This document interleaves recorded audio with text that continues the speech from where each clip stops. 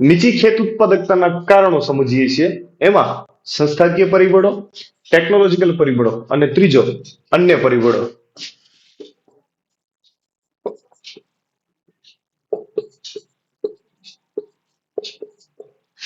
અન્ય પરિબળોમાં શેનો સમાવેશ થઈ શકે?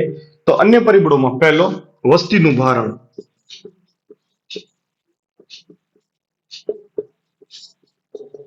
આપણે જાણીએ છીએ કે ભારત એ ખેતી પ્રધાન દેશ છે અને ભારતમાં વસતા લોકો એ મોટા ભાગના લોકો લગભગ 76% જેટલા લોકો એ જે તે સમયે ખેતી ઉપર નભતા હતા.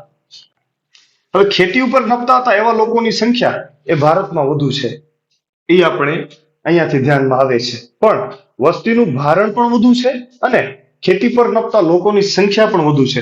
સ્વાભાવિક છે કે ખેતી છે એ નિશ્ચિત પ્રમાણની છે, પણ એ ખેતી ઉપર નભતા લોકોની સંખ્યા દિવસે ને દિવસે આઝાદી સમયે,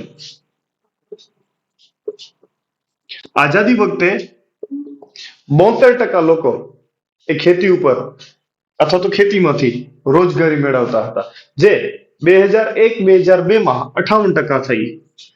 2001-2002 માં આની સંખ્યા 58%. સ્વાભાવિક છે કે અહીંયા ગ્રાફ તો નીચે આવે છે. 2013-14 માં જોઈએ તો 49%.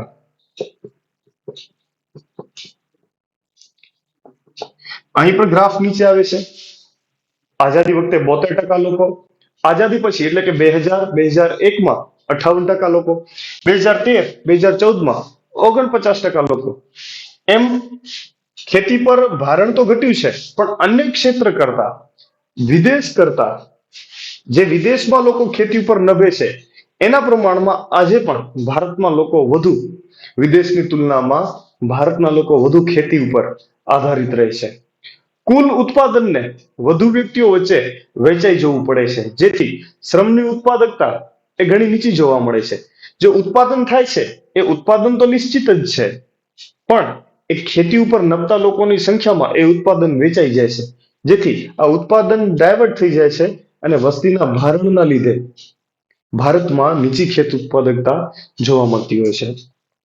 ત્યારબાદ બીજો, આર્થિક આયોજનનો અભાવ.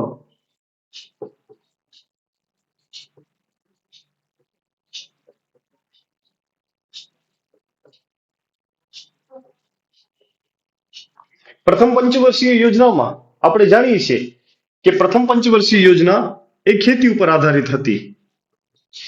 સરકારે ખેતી ઉપર બૃહદપણે ખેતી ઉપર આધારિત હતી અને ખેતી માટે જ બનાવવામાં આવી હતી. પણ ધીમે ધીમે બીજી પંચવર્ષીય યોજના આવી એ સંપૂર્ણપણે ઉદ્યોગ આધારિત રહી. ખેતી ઉપર થોડોક રસ સરકારે કેન્દ્રિત ન કર્યો અથવા તો ઉદ્યોગ ઉપર વધુ રસ દાખવ્યો, જેના માટે ઉદ્યોગ માટે સરકારે વધુ પ્રયત્ન કર્યા, વધુ સમય, વધુ ખર્ચ અને જોઈએ તેટલું ધ્યાન ખેતીમાં સરકારે આપ્યું નહીં. પરિણામે કૃષિ ક્ષેત્રે એ અનિયમિતતા સર્જાઈ અને કૃષિનો વિકાસ એ ધીમો પડી ગયો, મંદ પડી ગયો અને સરખામણીમાં ઉદ્યોગનો વિકાસ એ કૃષિની સરખામણીમાં વધુ થયો.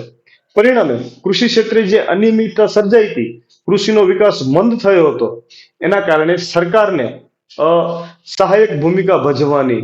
હવે બીજી પંચવર્ષીય યોજનામાં ઉદ્યોગ ઉપર જે ધ્યાન આપવામાં આવ્યું, જેના લીધે કૃષિનો, ખેતીનો વિકાસ મંદ થઈ ગયો અને સરકારે પણ એની કોઈ પણ જાતની સહાયક ભૂમિકા ન ભજવી.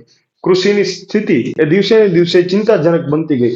આમ ચિંતાજનક સ્થિતિના લીધે, આર્થિક આયોજનના અભાવના લીધે, યોગ્ય નિર્ણયો ન લઈ શકવાના લીધે ઘણા બધા એવા નિર્ણયો લેવાયા કે જે નિર્ણયો ઉદ્યોગ તરફેણ હતા બીજી પંચવર્ષીય યોજનામાં, જેનાથી લોકોનો, સરકારનો અને તમામ એ ખેતી પરથી ધ્યાન હટી અને ઉદ્યોગમાં ગયો અને સરકારે પણ યોગ્ય ખેતી ક્ષેત્રે કોઈ પણ પગલાં ન ભર્યા, સરકારે પણ યોગ્ય ભૂમિકા ન ભજવી, જેથી ખેતી દિવસે ને દિવસે ઢળતી ગઈ અને સંસ્થાકીય અને ટેકનોલોજીકલ પરિબળો આ કુલ મેળવી અને આપણને ધ્યાનમાં આવે છે કે દિવસે ને દિવસે લોકો ખેતી પ્રત્યે એ ખૂબ નકારાત્મકતા, જેનાથી ખેતીની ઉત્પાદકતા નીચે આવી ગઈ છે.